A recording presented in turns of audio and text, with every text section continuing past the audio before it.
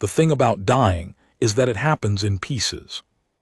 Sergeant Cale Morrow knew this the way a man knows anything true, not from study, not from theory, but from having watched it happen close enough that the smell never really leaves you.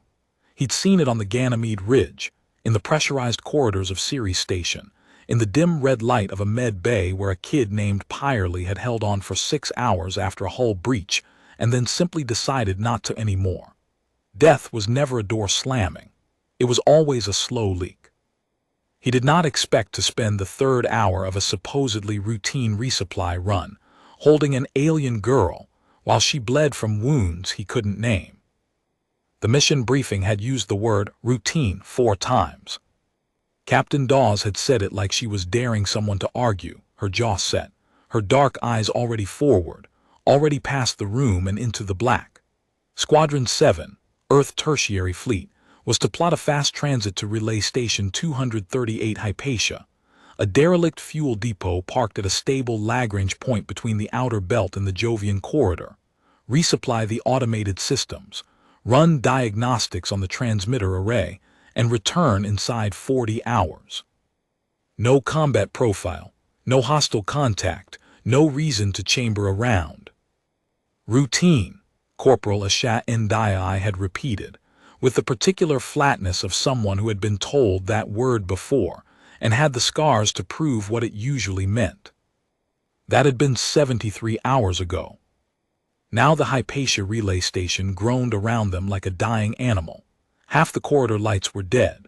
The gravity plating in Section 4 was cycling between 0.6 and 0 in random intervals, sending loose debris rattling up toward the ceiling in ghostly arcs before dropping again. The air recyclers smelled like burning plastic. 3 of the 7 squad members were accounted for. The other 4 were somewhere in the dark, and Morrow had stopped counting the hours since their last comms. What he had not stopped counting was her breathing. She was seated against the bulkhead at his back, pressed between him and the wall in a wedge of secondary shadow where the emergency lighting didn't quite reach. Roughly human-shaped in the way that a reflection in warped glass is human-shaped. There, and not there, recognizable in the proportions of limb and torso, but wrong in a dozen ways that hit your eyes like static.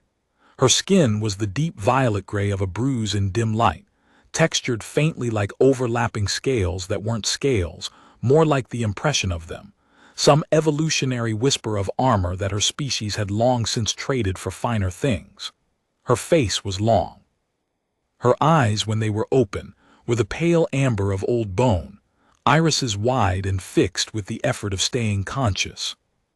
Her name, as best he could render it, was something that sounded like a chord rather than a syllable. He had decided to call her Aya. She had been dying when he found her.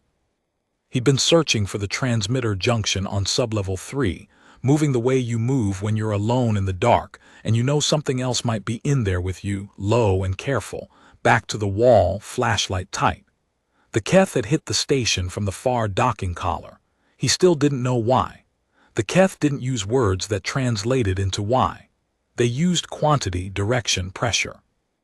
They had arrived at 238 Hypatia in a single strike corvette and pushed through the station's emergency lock like they were pressing through water. And then they had begun doing what the Keth did in the dark, flowing through corridors, cutting, encircling, tightening. Squad 7 had been spread across 3 levels running diagnostics when the hull rang with the force of the enemy boarding tube, and after that it had been scramble and scatter and hold. Morrow had found Aya in a maintenance access shaft, wedged between a conduit housing and the wall, bleeding from 3 parallel slashes across her torso that had opened something beneath her skin that wasn't quite muscle and wasn't quite membrane. It was glowing faintly. That was the first strange thing. The second strange thing was that when he pressed his gloved hand over the wounds, a reflex, not a decision, the kind of thing hands do when they've been trained, she had made a sound. Not a scream, not a gasp, something lower, a sound like a struck bell heard through earth. Easy, he had said, which was a thing he said to wounded soldiers and also to frightened animals and also, once, to a jammed airlock that he'd been kicking in increasingly desperate increments. It was a word that meant, I am not a threat. It was a word that meant, I am here. She had looked at him, that amber stare, wide and very still, and then she had reached up and placed her hand over his. Not pushing him away, pressing him closer. He had not moved his hand. That had been 2 hours ago. He was still there. The glowing had gotten worse in the first 20 minutes and then, slowly, better. Not much better. Better like a fire that has consumed the easy fuel and is deciding whether to go out or find more. He could feel heat through his glove, not burning, but insistent, a warmth that moved under his palm the way a current moves under ice. He kept his hand still and watched the corridor and listened to the station breathe around him. At some point he began talking. He did it without deciding to, which was also a habit from the work, filling the silence when someone needed to be kept awake, kept present, kept on the side of the line where their name still meant something. My mother used to say that if you don't know what to do with your hands, you're probably doing the wrong job, he said. His voice was low and controlled, the voice he used on observation, not whispering which carries, but quiet. She was a welder. 40 years, she said she never once didn't know exactly what to do with her hands. I thought that was the most boring thing I'd ever heard when I was 12. I'd give a lot for it now. Aya watched him. Her breathing had steadied slightly, or he was imagining it had. You speak Keth? He asked, rhetorical. He already knew she didn't speak anything he had a translator for. The Alliance had Keth translators, rough, slow, 3-word lag devices that the Keth found offensive for reasons that had taken 3 years of diplomatic back-channeling to understand. They didn't have anything for whatever she was. He wasn't even sure he'd ever encountered her species in a briefing. You're not Keth, he said, stating it, making it real. They're the ones who hit this station. Which makes you what? A passenger, a prisoner? He looked at the slashes on her torso again. 3 parallel lines, deep and deliberate. A target. Her amber eyes moved to his face and stayed there. Okay, he said, okay. The station lurched. The gravity plating in the corridor outside stuttered, and the loose panel at the far end banged once against the ceiling and dropped. Morrow's hand tightened reflexively, and Aya made that bell tone again, quiet and low, and the heat under his palm spiked briefly and then settled. Sorry, he said. Her hand was still on top of his. He heard Ndai's voice on the squad channel 20 minutes later, faint and staticky, fighting through whatever the Keth were doing to the local comms. Morrow, you alive? Alive. Sublevel 3, Section 9 Maintenance Access. You. Section 5 with Rays. Rays has a broken collarbone and is being very loud about it. Tell him he's welcome to be quiet any time. A burst of static, then Ndai again. Davis is gone. I saw it happen. Keth boarding party Junction 2. She got 3 of them before. A pause. The kind that means things that don't need to be said out loud. Okafor and Brentley are unaccounted. Morrow absorbed this in the way you absorb bad news in the field, not pushing it away, not breaking under it, just taking it in and letting it become part of the weight you're carrying. Dawes. He had served with her for 4 years.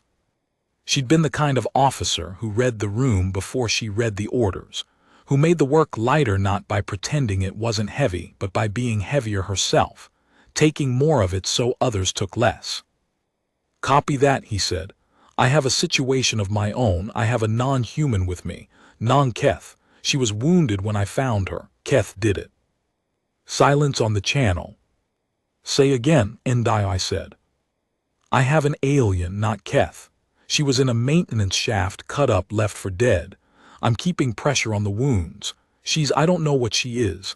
I don't have a translation protocol, but she's alive and I'd like to keep her that way. Another pause. Morrow, Ndai said carefully, are we absolutely sure she's not Keth? She doesn't have any of the physical markers. Her bioluminescence is wrong. Keth don't bleed, you know that. She's bleeding. And they cut her, Ndai, she's not with them. Okay, Ndai said. in the voice of someone who has decided to deal with exactly one impossible thing at a time. Our priority is the transmitter array. If we can get it working, we can ping the Alliance relay at Callisto. Get a rescue beacon out.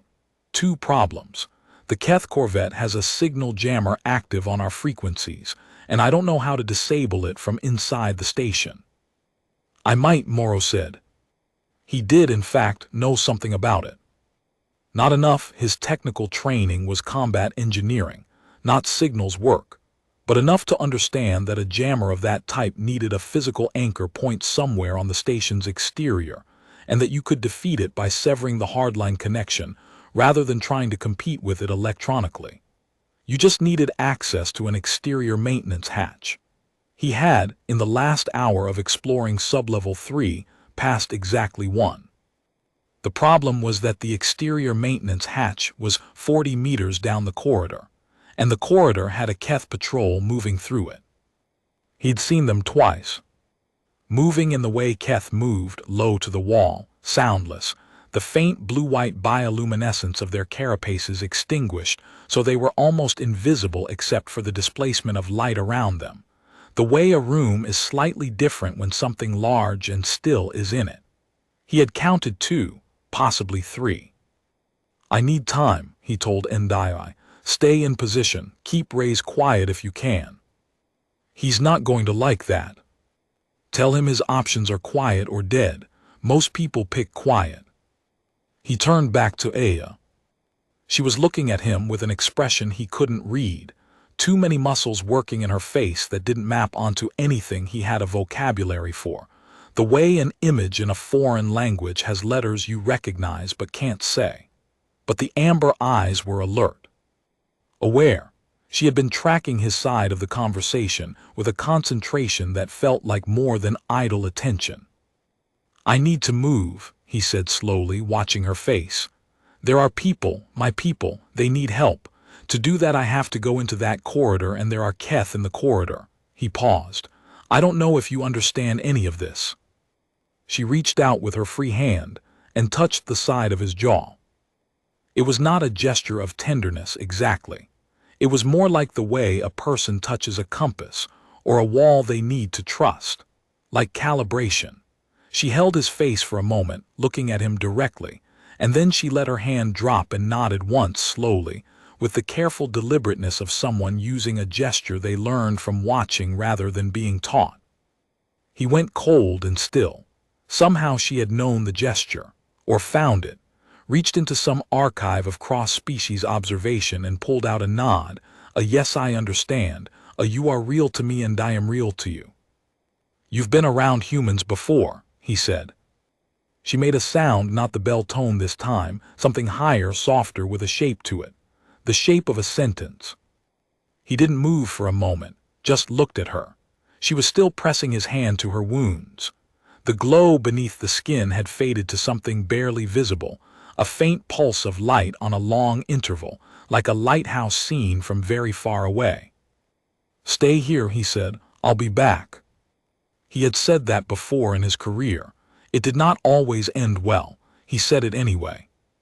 The corridor was cold and smelled of ozone, and the particular sweetness that Keth combat suits off-gassed when they were under thermal stress. A detail he'd learned on Ceres Station. A detail he'd filed away the way you file things away in war, which is to say, involuntarily, permanently, in the part of the brain that doesn't ask permission. He moved without light. He knew the corridor by the feel of it now, 12 meters to the junction, the recycler housing on the left at the 7-meter mark, the pressure door at 10 that was hanging open at roughly 40 degrees and would scrape if he moved it but didn't need to be moved. He had done this long enough that the dark was not the absence of information. It was just a different kind. He heard the Keth before he saw their glow. 2 of them, moving from the direction of the docking collar, their carapaces lit in that low, simmering blue that they used when they were searching rather than ambushing. Searching light. He had learned to read their bioluminescence patterns on Series 2, and it had kept him alive 3 separate times. He went flat against the wall behind the recycler housing and waited. The Keth passed 6 feet from him. They were tall, nearly 2 meters, and moved with a jointless quality that made humans profoundly uneasy on a level that bypassed rational thought. Not because they were monstrous, because they were too smooth, too efficient. They had solved the problem of movement so completely that watching them felt like watching water flow. No waste, no hesitation, no evidence of effort. Evolution had built something that worked, and working was all it did. What they had not solved, what no species in Morrow's experience had ever solved, was dealing with something unexpected. And what Kale Morrow was about to do was deeply unexpected. He waited until they were past him, until he could feel the warmth of their thermal output receding, and then he came up behind them at a run.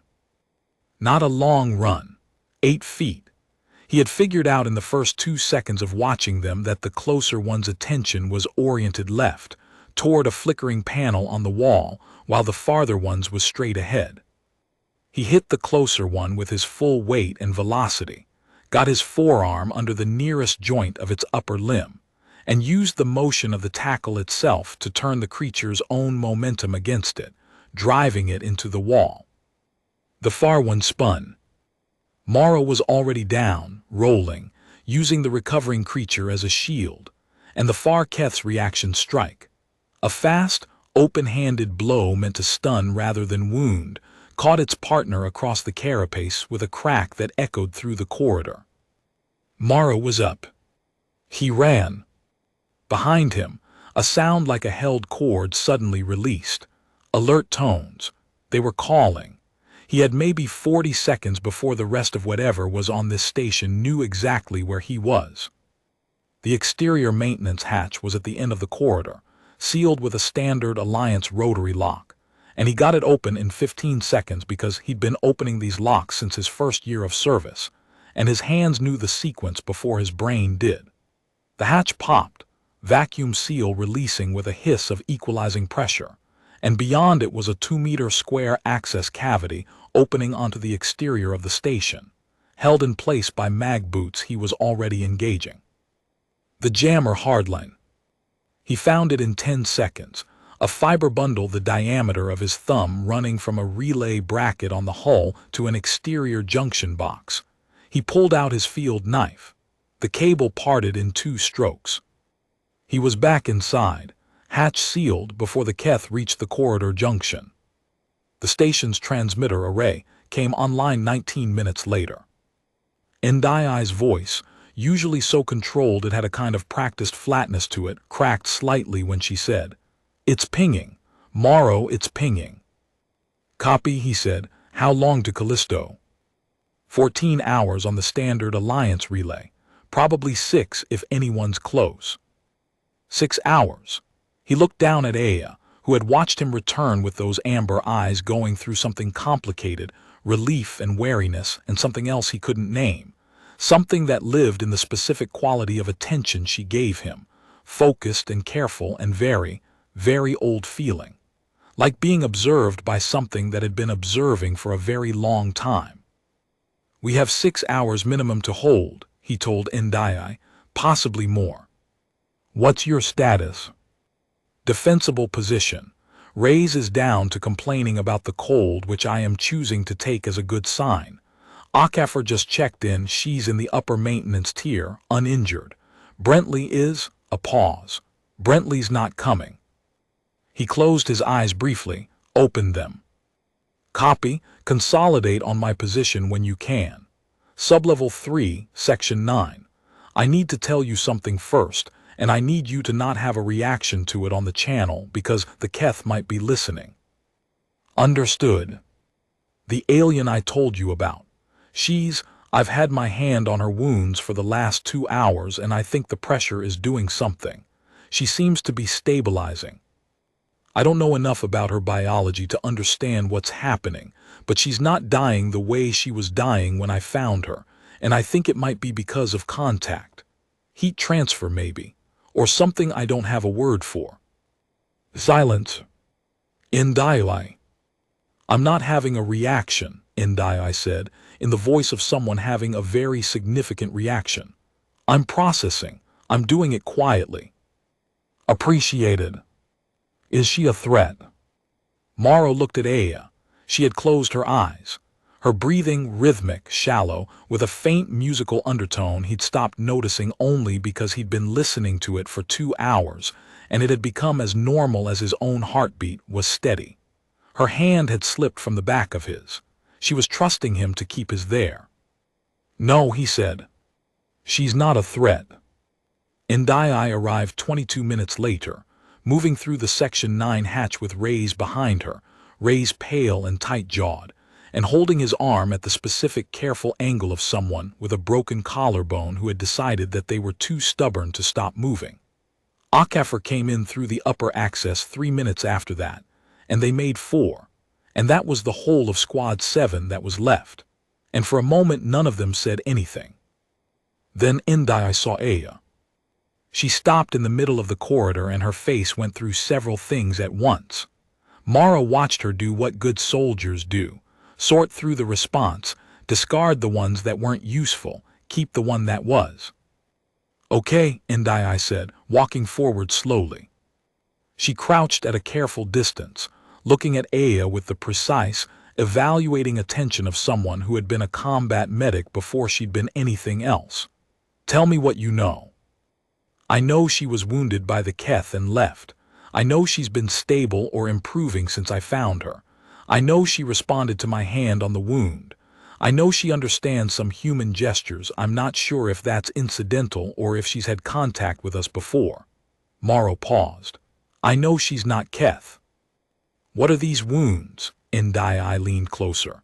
The glow and the cuts had faded almost entirely now, just a trace of it, a memory of light. That's bioluminescent fluid, some kind of circulatory byproduct, like bioluminescent blood. She looked up at Morrow. You've been keeping pressure on this for 2 hours. About that. And the bleeding slowed. Yes.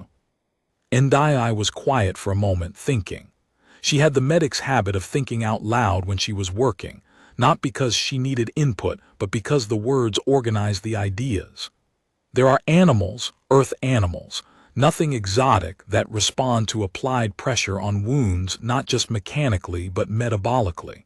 The pressure stimulates the surrounding tissue to contract, to seal. There are also organisms where contact with a compatible thermal signature, a warm-blooded body, say, triggers the local immune response. She paused. I don't know if either of those applies here. But I know that if it's working, you should keep doing it. That's what I was doing. So keep doing it. Reyes, leaning against the wall with his broken collarbone and his general air of a man who had decided suffering was a personal affront, looked at Aya and then at Morrow and then at Ndai. Does she eat people? He asked. Reyes, HFY said. It's a reasonable question. It's a reasonable question, Morrow agreed. And the answer is that she had the opportunity and didn't, so I'm going to say probably not. Outstanding. Reyes adjusted his arm carefully. Outstanding, fine, he lowered himself to sitting against the wall. I'll just be here with my collarbone. The Keth came at the 4-hour mark. Morrow heard them first, the particular silence that is not really silence. That's the absence of the normal background noise a space station makes, the mechanical breathing of its systems, and which you learn to hear as an alarm when something disrupts it. He was on his feet before the sound resolved into footsteps. They're in the corridor, he said, 3, maybe 4, moving toward us. Ndai and HFY were already up, weapons drawn. Reyes was trying to stand and winning by force of will what he could not win by comfort. Aya, Morrow turned to her, was also rising. Slowly, carefully, one hand pressed to her own torso, but rising. He put a hand on her shoulder. No, he said. Then, because the word alone felt insufficient, stay, you're hurt, stay. She looked at him. That amber gaze doing its assessment, reading him the way a navigator reads an instrument, not for aesthetics but for truth. She sat back down.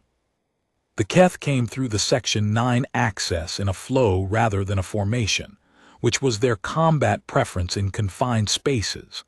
Not a line but a spreading pressure, filling the corridor the way water fills a vessel, and the trap was in the way they used each other's position to make your angles impossible. Morrow had thought about this for 4 hours. He had learned something at Ceres that the Alliance's combat doctrine had still not fully absorbed. The Keth were extraordinary at situations they had prepared for. They were adaptive in ways that made most enemies look rigid. But there was a thing that humans did, a completely unremarkable, entirely unglamorous thing, that the Keth had never, in any encounter Morrow was aware of, managed to adequately account for. Improvisation. Not tactical flexibility, not adaptive response, which the Keth were better at than anyone, but genuine, in the moment, throwing out the whole plan improvisation. The kind where you have no plan, you never had a plan, and you are simply responding to the specific impossible texture of this exact moment with whatever your hands find. Keth intelligence was pattern-based, magnificent pattern-based. They saw configurations, trajectories, probability trees. What they struggled with was randomness, true, unstructured, motivated randomness, because randomness didn't map onto their architecture in the same way. In the language of their bioluminescent signaling, there was no word for arbitrary. There was no concept that translated to "I'm doing this because I just decided to, right now," with no prior framework. Which was why Morrow threw his flashlight at the first Keth through the door, ricocheting it off the wall junction to hit the second, and used the half-second of disruption, while the 2 forward Keth processed the unexpected vector to roll past both of them through the access. Then Ndi fired. She was precise in the way of someone who has made peace with what she does, no hesitation, no wasted motion. 2 shots that took the lead Keth high on the carapace and drove it back into the one behind it. HFY was hitting the lights, which plunged the section into near darkness, and in the dark the Keth were navigating by their own bioluminescence, which meant they were visible to exactly the degree they needed to not be visible. The fight lasted 40 seconds. Morrow took a hit, a Keth strike to his left shoulder that left his arm numb from the elbow down for several minutes. Reyes, of all people, managed a point-blank shot from his sidearm while braced against the wall that he would later claim was entirely intentional. HFY moved through the dark with a fluency that made Morrow think she'd been in worse situations and been quiet about it. When it was over, 3 Keth were down and 1 had withdrawn back through the access, back toward the docking collar, running that information back to the ship. "How many does that leave?" Ndi asked. "Corvette crew," Morrow said. "Minimum 6 on the patrol roster. We've accounted for 5. There's at least 1 more and the jammer's down, so the one that got away knows it." He looked at the access hatch. "They're going to pull back to the ship and either wait us out or try 1 more push before our beacon gets answered." "Which one?" "If it were me," Morrow said, "I'd push." He turned back to the inner room. Aya was standing. Not with difficulty, not with the careful bracing of the severely wounded. She was standing with something that looked like recovery, like a body that had decided to return from a far place, and was making the journey in the deliberate way of someone who knows the terrain. The wounds on her torso were sealed. Not healed, he could see the marks of them, the texture of closed tissue that had no equivalent in human anatomy, but sealed, closed, the bioluminescence gone. She was watching him. Morrow crossed to her. Without quite deciding to, he reached out and touched the sealed wounds lightly with 2 fingers, checking, the way you check a repair, pressing for weakness. The skin under his fingertips was warm and firm. "You're going to be okay," he said. She reached up and placed her hand over his again, the way she had at the beginning, pressing it flat against her side. Under his palm, warmth, steady, alive. Then she did something he was not expecting. She spoke. Not in a language he knew, not in anything that mapped onto any alliance protocol he was aware of, but in a voice that was low and musical and shaped like communication, with the architecture of meaning even without the meaning itself, the way a melody carries emotion it cannot carry in any other form. She spoke for perhaps 10 seconds. Then she stopped and looked at him. "I don't understand," he said. She nodded once, the human gesture, borrowed or discovered. Then she pointed at the hatch through which the Keth had retreated. She moved her other hand, a flat cutting motion. "You're telling me they'll come back," he said. Another nod. "You know them, the Keth?" Not a question, looking at the way she held herself, the way her eyes tracked the corridor in the specific manner of someone who knows the exact threat they're evaluating. "They've been after you for a while, haven't they?" Something in her face that might have been a very old tiredness. "Okay," he said. He looked at his squad. 3 of them standing, one of them seated but functional, all of them watching him with the particular quality of attention that soldiers give when they've decided who's making the call. He hadn't asked for it. He hadn't asked for any of this. Not the station, not the ambush, not Davis and Brentley, not the girl bleeding in the dark who had let him hold her wound shut, and was now standing in the emergency lighting looking like someone who had crossed a very long distance to get here, and intended to cross it back. "We hold the transmitter array room," he said. "It's the only space on this level with 2 access points. We can cover both. We move there now, we set up, and we wait for the beacon to be answered." He paused. 6 hours minimum, probably less. That's all we're doing, we're waiting. "And her?" Indila asked. He looked at Aya. "She holds with us," he said. The transmitter array room was a wide hexagonal space smelling of old circuitry and recycled air, its walls dense with equipment racks, and its ceiling studded with the physical antenna housings that pushed the beacon signal out through the station's hull and into the long patience of space. It hummed. Not loudly. A felt thing more than a heard thing. A vibration in the deck plates that meant the signal was going out, was traveling, was reaching toward whatever ear might be listening. They set up.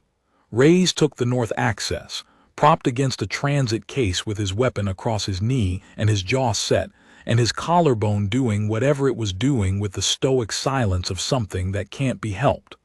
Akafor took the south. Ndai moved between them in the fluid way of a medic during a lull, checking, adjusting, making the small recalibrations that kept functional people functional. Morrow sat beside Aya in the center of the room, against the main console housing. She was not afraid. He had been around enough afraid people, human and otherwise, to recognize the biochemical flavor of fear, the specific quality of hyper-alertness and physical preparedness that overrides normal affect. She was not afraid. He thought about the word ready, in the way a person is ready who has already lost things and has decided that the losing has a limit. "Where are you from?" he asked. Talking again because it was what he did, because the station hummed and the corridor was quiet and someone had to hold the silence down. "You're not from the Alliance space. The Keth territory doesn't overlap with your biology. If it did, we'd have a protocol for you." He paused. "You're from further out, aren't you? Whatever's beyond the Jovian corridor, whatever we haven't reached yet." She watched him with those amber eyes. "We're going to reach it eventually," he said. "That's the thing about us. We go. It's not bravery, it's not even really exploration, not in any noble sense. We just can't stay still. It's like a disease. We leave every comfortable place we've ever built and go look for the next uncomfortable one." He paused. "My mother never understood it. She thought I was running from something. I told her I was running toward it. She said those were the same thing. I've been thinking about that for 15 years. Aya made a sound. Soft. Not the bell tone, something else. Something that was almost a laugh but lived in a different register. He looked at her. She was almost smiling. Or doing the thing her face did that was structurally analogous to smiling. The thing that lived in the same emotional neighborhood even if the muscles worked differently. "Yeah," he said, "I know it's not that profound." She touched the back of his hand lightly with 2 fingers, and then withdrew them. He didn't move his hand for a while. The Keth came at hour 5. One final push, coordinated and fast, both access points simultaneously. 5 remaining crew from the corvette, working in the rolling pressure pattern they used when time was against them. Morrow had expected it. The timing told him their corvette had received a signal, probably from the retreating patrol member, probably a report about the disabled jammer, and that they had a window before Alliance response and intended to use it. He had prepared for it as best he could with what he had. What he had was 3 trained soldiers, 1 injured soldier who refused to stop being a soldier, and 1 alien of unknown capability who was standing beside him in the center of the transmitter room, with the particular stillness of someone about to do something considered. "Stay back," he told her. She nodded. He believed her right up until the moment the south access blew open, and 3 Keth came through it in a cascade, and she moved from stillness to motion in a way that bypassed anything he had a framework for, not the human translation of speed, which involves visible effort, involves the body telegraphing what it intends to do before it does it, but something prior to that, something that worked at the level of intention rather than action. As if she had simply decided to be somewhere else, and the matter of getting there was administrative. She hit the lead Keth with both hands flat against its carapace. What happened next, he could not accurately describe.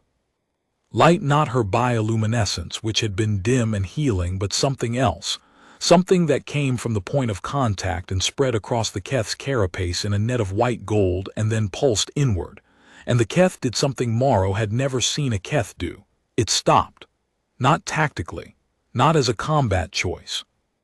It stopped the way a system stops when something terminates it, and the 2 behind it stopped as well, their bioluminescence shifting through a rapid cascade of color, which he recognized as alarm signal, distress signal, something impossible is happening signal. She said something, low and resonant, and shaped like a declaration. The 3 Keth withdrew. Not retreating in the tactical sense, covering, maintaining formation, planning the next vector. Retreating in the older sense, leaving. The way you leave something you have decided is not worth the cost. The cascade of their alarm bioluminescence preceded them down the corridor and receded, and then it was dark, and the north access was clear. Ndi and Akafor had held, and the transmitter room was quiet except for its hum. Morrow stood in the center of the room and looked at Aya. She was breathing hard, both hands pressed to her torso over the sealed wounds. The light was fading from her palms, not gone but dimming, the way a transmission ends. He crossed to her, and without asking put his hand over hers. The warmth under his palm, the steady pulse. "What was that?" he asked. She looked at him for a long moment. Then she said the word again, the chord syllable he had been calling Aya, and then she said something else longer, and he felt the shape of it even without understanding it, the shape of something important that doesn't fit into small words. "I think you just told me something I'm going to wish I could understand," he said. She nodded, that human gesture, worn smooth with use now, easy in her face. "I'm going to hold this," he said, meaning his hand, meaning more than his hand. Meaning, whatever this is, the version of this that involves you standing in a humming room under emergency lighting, while we both wait for something to come and take us somewhere else.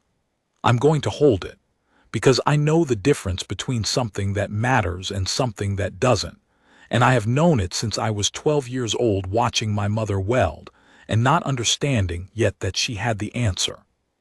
The Alliance frigate Ardent Shore dropped out of the Jovian corridor 7 hours and 40 minutes after the beacon went out, 12 minutes ahead of minimum estimate, which Ndi observed was statistically unusual, and which Reyes observed was the best thing that had happened to him in 3 days, which, given that he had a broken collarbone and had been in a firefight, was setting a low bar but was still true. The docking happened in orderly stages, and then there were medics, and then there were people with weapons checking the Keth situation, and then there was the comfortable organized chaos of extraction, which Morrow had always found more exhausting in its way than the fighting that preceded it. He stood in the docking collar while the medics worked on Rays and watched Aya across the staging area. She was speaking to someone, a communications officer from the Ardent Shore, a young woman with a translation tablet and the focused expression of someone encountering a language they'd never seen and trying to build a framework in real time. Aya was patient. She gestured carefully. She used that nod, and at one point she made a sound that the officer repeated back to her with a question in her voice, and Aya tilted her head and then shook it. Not quite right, try again. She glanced at Morrow across the staging area. He lifted a hand. She looked at her own hand for a moment, studying it. Then she lifted it. Small gesture, human gesture fully hers now. Commander Ilara Voss of the Ardent Shore materialized at Morrow's shoulder in the way commanders materialized present, and then present for a purpose. You want to explain to me what we've got? I don't fully know what we've got, Morrow said. She was on the station when the Keth hit it. They targeted her specifically, the wounds were deliberate and they left her to bleed out. I kept pressure on the wounds. She stabilized. You kept pressure on the wounds for 2 hours, Voss said, in a tone that meant she had read the situation report. About that. That's not standard trauma protocol. She doesn't have standard trauma biology. He paused. The heat transfer seemed to help, or the pressure, or both. Or something I don't have the training to name. Voss was quiet for a moment, watching Aya across the staging area. She ended the firefight, she said. The Keth just left. We came in behind 3 Keth corvettes that were already withdrawing on their own. Do you know what she did? Not specifically, no. Do you know what she is? No, Morrow said, but she knows what we are. She's had contact with us before, I think. She knows our gestures, some of them. He paused. She was important enough that the Keth wanted her dead, and she was important enough that they stopped when she spoke. I don't know what that means yet. It means, Voss said, that we just complicated our entire strategic picture. Yes, he agreed. Across the staging area, the communications officer was saying something to Aya with the slightly over-animated quality of someone who has successfully decoded 3 words and wants credit for it. Aya listened, and then she smiled, not the human gesture this time, not the borrowed vocabulary, but her own expression, the one that lived in the specific architecture of her face and had no human equivalent and didn't need one. She turned and looked at Morrow, and in the amber clarity of her eyes, he read the thing that required no language and no translation and no borrowed gesture. The thing that 2 people who have kept each other alive in the dark carry forward into the light, which is not gratitude exactly, and not debt exactly, and not friendship exactly, though it contains all 3. It was the look of someone who had been alone and was no longer alone, crossing a distance that had seemed impossible, and finding on the other side not an enemy and not a tool but a hand. Just a hand on a wound in the dark. Steady. Warm. There. He had done that. He had not known what it would mean when he did it. He had done it because his hands knew what to do and the rest of him had been smart enough to follow. His mother would have understood. The Ardent Shore's engines cycled up, and the station called 238 Hypatia, that broken, humming, battered relay point at the edge of map space, fell away behind them into the dark. And somewhere in the space that had been silence, a signal traveled. 3 weeks later, Morrow sat in a briefing room on Callisto Station and listened to a linguist named Dr. Sune Adebyo tell him what Aya had said. The room was small and smelled of coffee and recycled air, and the particular kind of bureaucratic exhaustion that accumulates around interagency meetings. There were 6 people at the table. Adebyo, 2 Alliance intelligence officers whose names he had already forgotten, a xenobiologist named Hira Farouk who kept interrupting herself to write things down, Commander Voss, and Morrow. Ndii had been invited and declined, which Morrow suspected was because She had correctly identified this meeting as the kind where things got complicated in ways that created paperwork. On the table between them was a transcript, 47 lines of phonetic approximation. Adebyo had been working with the communications officer from the Ardent Shore and with Aya herself for 3 weeks, building a framework from the ground up, and the framework was still more scaffolding than architecture. But it was enough. "She is a diplomatic envoy," Adebyo said, in the voice of someone for whom this fact had not yet finished being astonishing. "Or the closest equivalent. Her species, they are called something that I am going to render as the Verath for our purposes, because the actual word involves a harmonic register we cannot produce, have been aware of humanity for approximately 60 years. They have been observing. Not covertly, exactly, more the way you observe something you are not sure you want to disturb. Getting a sense of the shape of us." Morrow sat with this. "They sent her," he said. "They sent her. She was traveling incognito, more or less, one vessel, minimal signature, coming to make what amounts to first contact. The Keth apparently became aware of the intended contact and moved to prevent it. The Keth have existing territorial agreements with several species in the outer Jovian corridor, and the Verath's territory is in a region that the Keth have been managing, diplomatically, for some time. A Verath-human alliance is something the Keth would prefer not to exist. Because humans are annoying," one of the intelligence officers said. "Because humans are," Adebyo said carefully, "unpredictable. The Keth manage by prediction. They model systems and they act on the models. Humanity is the species that keeps doing things the models do not expect." He paused. "The Keth find that destabilizing." Morrow thought about throwing his flashlight into a corridor and watching 2 Keth spend half a second processing an unexpected vector. A half second was a long time in a fight, a long time in a lot of things. "What did she say to them," he asked, "when she stopped the firefight?" Adebyo was quiet for a moment, organizing. "It is a declaration of claim," he said finally. "There is no good English for it. Something between I have chosen this and this is under my protection and you will not proceed. In Verath culture, as far as we understand it, which is not far, the declaration carries weight because it comes from a specific lineage. She is not just an envoy. She is," he looked at his notes. "The word she uses for herself, translated loosely, means something like Speaker of the House. In a political context, that would be someone with delegated authority to speak on behalf of the whole governing body. But the Verath use it for a specific bloodline, not a political appointment." Voss leaned forward slightly. "You are telling me she is royalty?" "I am telling you she is the closest thing they have to it, yes." The intelligence officers exchanged a look. Farouk wrote something down very fast. Morrow looked at the transcript on the table and thought about a girl wedged in a maintenance shaft on a dying relay station, bleeding from wounds that glowed, pressing a stranger's hand to her own body, because something in her biology required warmth and contact to survive, and then standing up and walking back from whatever edge she had been standing on. "Does she know what happened?" he asked.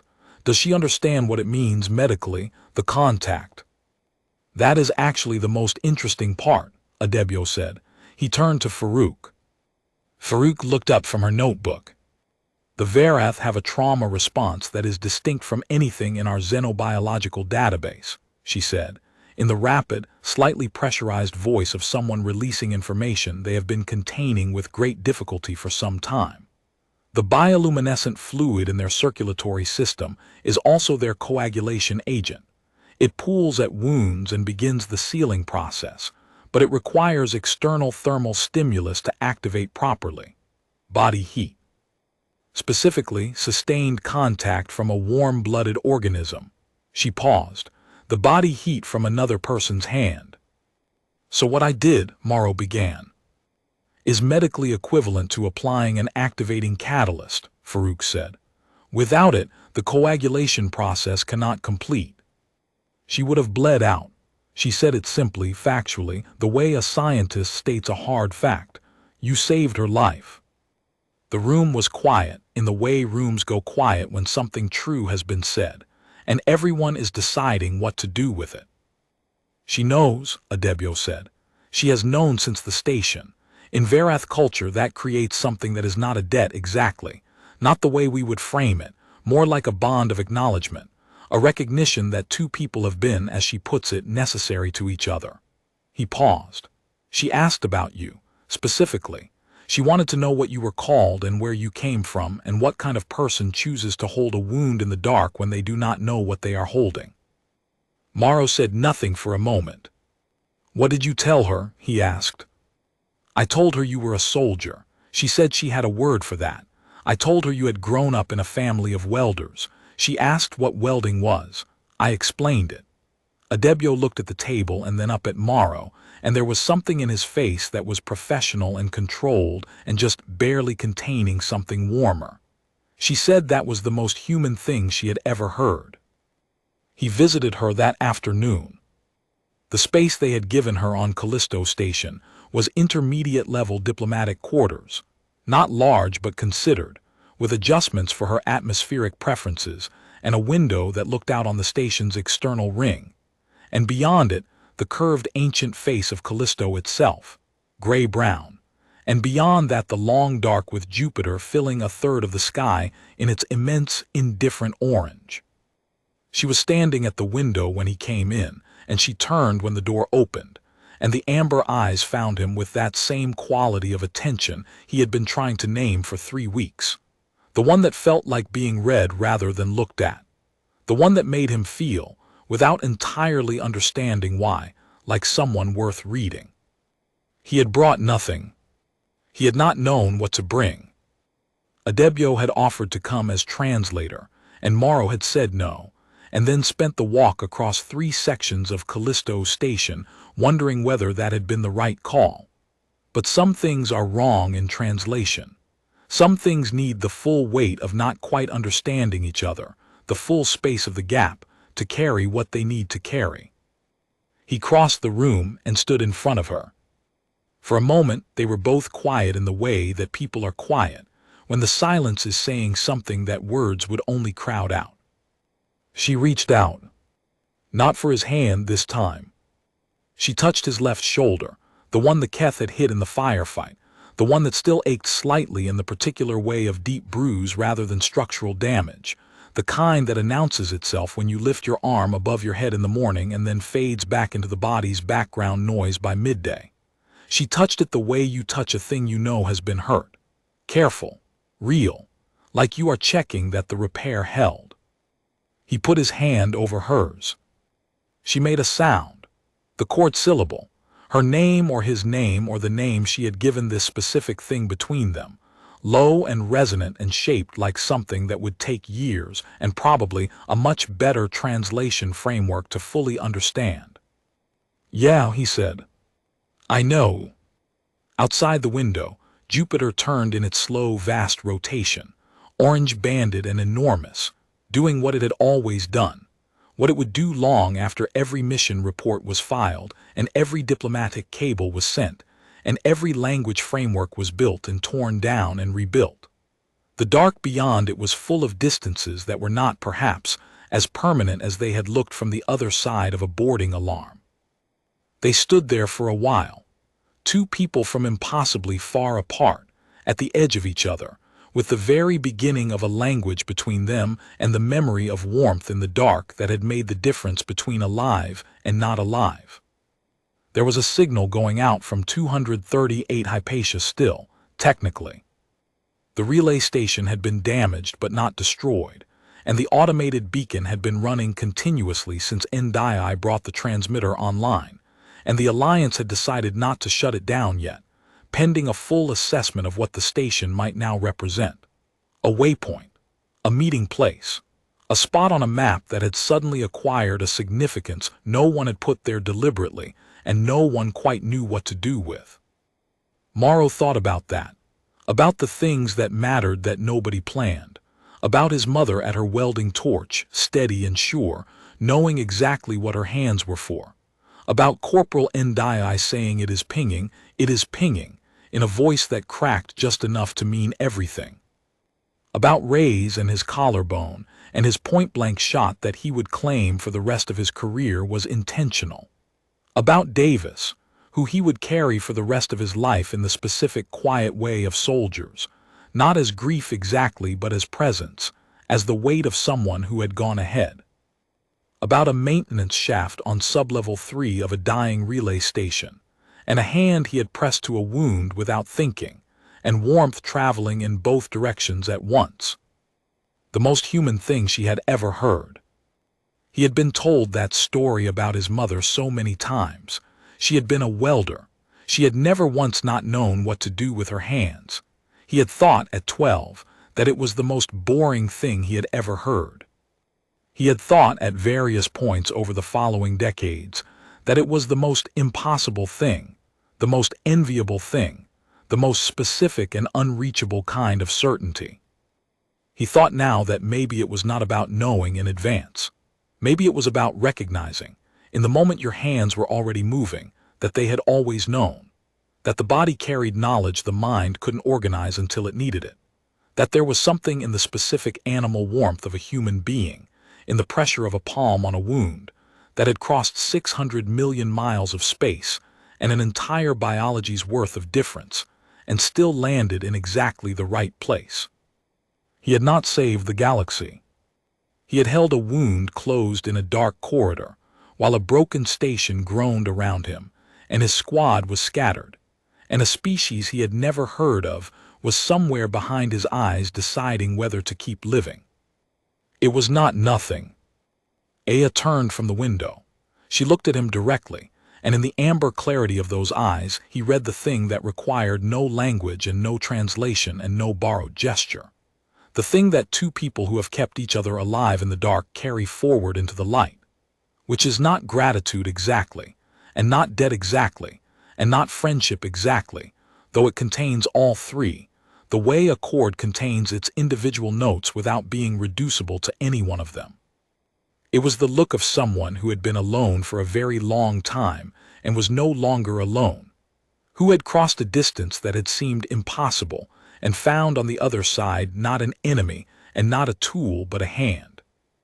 Just a hand on a wound in the dark. Steady, warm there. She smiled. Her own smile, not borrowed, not translated. The thing her face did that had no human equivalent and didn't need one. The thing that lived in the specific architecture of her that he was only beginning to understand and suspected he would spend a long time learning. He smiled back. The Alliance frigate Ardent Shore was scheduled to depart Callisto Station in 48 hours. Morrow was scheduled to be on it. His next deployment was listed as routine. He had been told that word would be used, and he had said, in the particular flat voice of a soldier who has learned something, that routine was a relative term. He thought there was a lot of that ahead. Relative terms. Impossible distances closing. Questions that didn't have answers yet building the infrastructure for answers that would come later, maybe much later, maybe in languages that didn't exist yet, built by people who hadn't been born yet, standing in rooms that hadn't been constructed yet on stations that hadn't been named yet, at the edges of spaces that currently had no edges on any map. This was how it started, though. This was always how it started. Not with treaties, not with protocols, not with diplomatic frameworks and interagency briefings, and 47 lines of phonetic approximation. With a hand in the dark. With someone who didn't know what they were doing but did it anyway because their hands knew even when their mind didn't. With the specifically human, specifically stubborn, specifically unremarkable act of staying when you could leave, holding when you could drop, talking when you had no idea if you were understood. His mother had said, if you don't know what to do with your hands, you're probably doing the wrong job. He understood now. He had finally, at 38 years old, in a diplomatic annex on Callisto with Jupiter turning in the window, and an alien princess, standing 3 feet away from him with warmth under her skin that he had helped keep alive, understood. The right job was the one your hands already knew. Everything else was just showing up.